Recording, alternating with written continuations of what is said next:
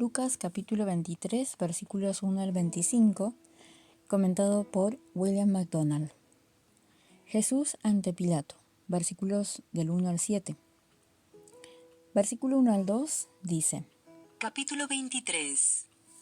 Jesús ante Pilato. Levantándose entonces toda la muchedumbre de ellos, llevaron a Jesús a Pilato, y comenzaron a acusarle, diciendo: A este hemos hallado que pervierte a la nación y que prohíbe dar tributo a César, diciendo que él mismo es el Cristo, un rey. Después de su comparecencia ante el Sanedrín, toda la muchedumbre de ellos, Jesús fue llevado precipitadamente ante Pilato, el gobernador romano, para ser juzgado por la potestad civil. Ahora los guías religiosos presentaron 3 acusaciones políticas. Primero de todo, le acusaron de que había estado pervirtiendo a la nación, esto es, de apartar al pueblo de la lealtad debida a Roma. En segundo término, dijeron que prohibía a los judíos dar tributo a César. Finalmente, lo acusaron de hacerse a sí mismo rey. Versículos 3 al 7 dice: Entonces Pilato le preguntó, diciendo: ¿Eres tú el rey de los judíos? Y respondiéndole él dijo: Tú lo dices. Y Pilato dijo a los principales sacerdotes y a la gente: Ningún delito hallo en este hombre. Pero ellos porfiaban diciendo: Alborota al pueblo, enseñando por toda Judea, comenzando desde Galilea hasta aquí. Jesús ante Herodes. Entonces Pilato, oyendo decir Galilea, preguntó si el hombre era Galileo. Y al saber que era de la jurisdicción de Herodes, le remitió a Herodes, que en aquellos días también estaba en Jerusalén. Cuando Pilato le preguntó si él era el rey de los judíos, el Señor contestó que así era. Pilato no interpretó este reconocimiento como una amenaza contra el emperador de Roma. Después de una entrevista privada con Jesús, se volvió a los principales sacerdotes y a la gente diciéndoles que no hallaba en él ningún delito. Como dice en Juan, capítulo 18, versículos 33 al 38, que dice: Entonces Pilato volvió a entrar en el pretorio y llamó a Jesús y le dijo: ¿Eres tú el rey de los judíos? Jesús le respondió: ¿Dices tú esto por ti mismo o te lo han dicho otros de mí? Pilato le respondió: ¿Soy yo acaso judío? Tu nación y los principales sacerdotes te han entregado a mí. ¿Qué has hecho? Respondió Jesús: Mi reino no es de este mundo. Si mi reino fuera de este mundo, mis servidores pelearían para que yo no fuera entregado a los judíos, pero mi reino no es de aquí. Le dijo entonces Pilato: Luego, ¿eres tú rey? Respondió Jesús: Tú dices que yo soy rey. Yo para esto he nacido y para esto he venido al mundo, para dar testimonio a la verdad. Todo aquel que es de la verdad, oye mi voz. Le dijo Pilato: ¿Qué es la verdad?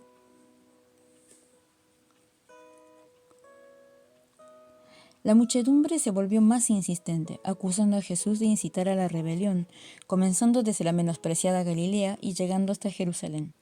Cuando Pilato oyó la palabra Galilea, pensó que había encontrado una vía de escape para sí mismo. Galilea era jurisdicción de Herodes y de esta manera Pilato trató de evitar involucrarse más, en este caso entregando a Jesús a Herodes. Sucedía que en aquellos mismos días estaba Herodes de visita en Jerusalén. Herodes Antipas era hijo de Herodes el Grande, el asesino de los pequeñuelos de Belén. Era Antipas el que había asesinado también a Juan el Bautista por condenar su ilícita relación con la mujer de su hermano. Este es el Herodes a quien Jesús llama aquel zorro en Lucas capítulo 13, versículo 32, que dice: Y les dijo: Id y decid a aquella zorra: He aquí, echo fuera demonios y hago curaciones hoy y mañana, y al tercer día termino mi obra. El arrogante interrogatorio de Herodes, versículos 8 al 12. Versículo 8 dice: Herodes, viendo a Jesús, se alegró mucho porque hacía tiempo que deseaba verle, porque había oído muchas cosas acerca de él y esperaba verle hacer alguna señal. Herodes se alegró mucho de que Jesús compareciese ante él. Había oído muchas cosas acerca de él y hacía mucho tiempo que deseaba verle hacer algún milagro.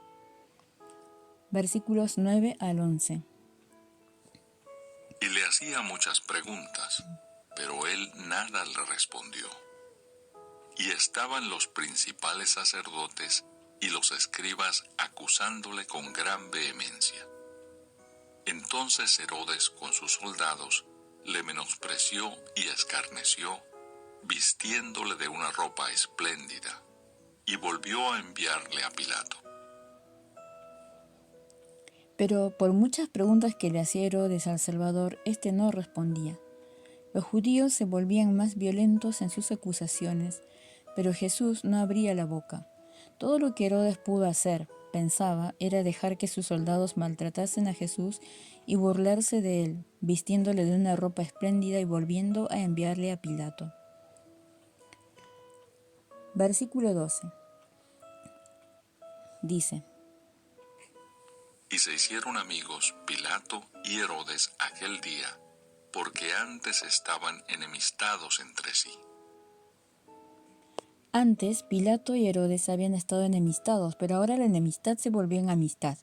Los dos pertenecían al mismo bando contra el Señor Jesús, y esto los unía. Teofilacto se lamenta por esto. Es una vergüenza para los cristianos que mientras que el diablo puede persuadir a los malvados a dejar a un lado sus diferencias para hacer el mal, los cristianos no pueden siquiera mantener la amistad para hacer el bien. El veredicto de Pilato, inocente pero condenado. Versículos 13 al 25.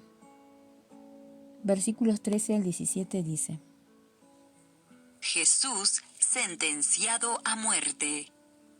Entonces Pilato, convocando a los principales sacerdotes, a los gobernantes y al pueblo, les dijo: Me habéis presentado a este como un hombre que perturba al pueblo. Pero habiéndole interrogado yo delante de vosotros, no he hallado en este hombre delito alguno de aquellos de que le acusáis. Y ni aun Herodes, porque os remití a él.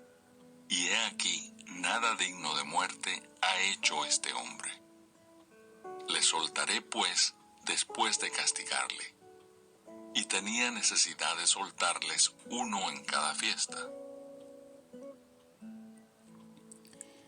Por cuanto había fracasado en actuar con rectitud absolviendo a su regio prisionero, Pilato se encontraba ahora atrapado. Convocó una apresurada reunión de los líderes judíos y les explicó que ni Herodes ni él mismo habían podido encontrar evidencia alguna de deslealtad por parte de Jesús.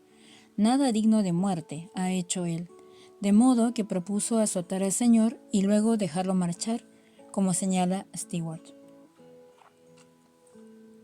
Naturalmente, esta mísera contemporización era totalmente injustificable e ilógica.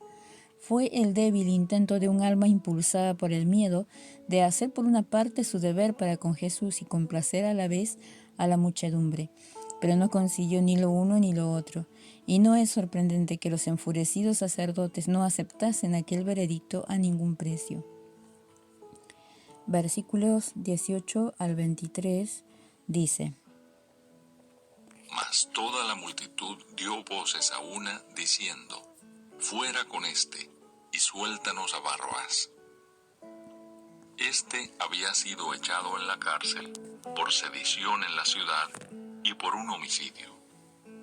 Les habló otra vez Pilato, queriendo soltar a Jesús.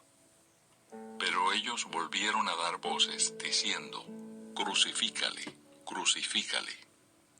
Él les dijo por tercera vez: Pues qué mal ha hecho éste. Ningún delito digno de muerte he hallado en él. Le castigaré, pues, y le soltaré. Mas ellos instaban a grandes voces, pidiendo que fuese crucificado. Y las voces de ellos y de los principales sacerdotes prevalecieron.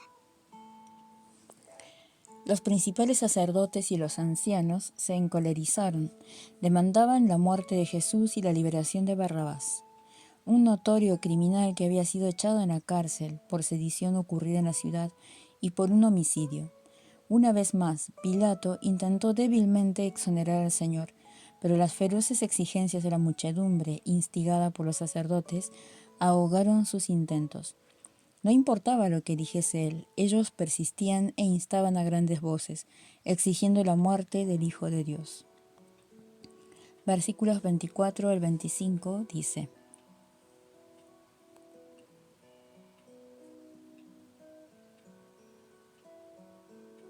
Entonces Pilato sentenció que se hiciese lo que ellos pedían, y les soltó a aquel que había sido echado en la cárcel por sedición y homicidio, a quien habían pedido, y entregó a Jesús a la voluntad de ellos.